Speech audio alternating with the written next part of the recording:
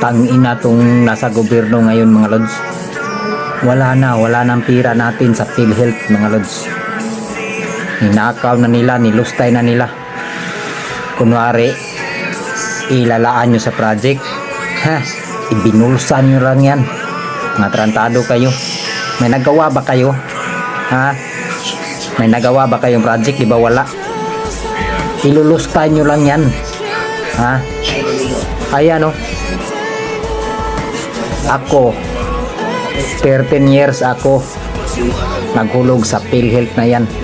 900 ang kaltasan sa PhilHealth na yan. Tapos nanakawin lang ninyo.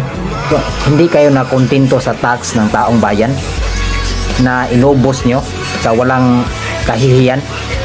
Binulsan nyo lang. Hindi kayo nakontento. Pati PhilHealth kinuha nyo na. Tangina nyo.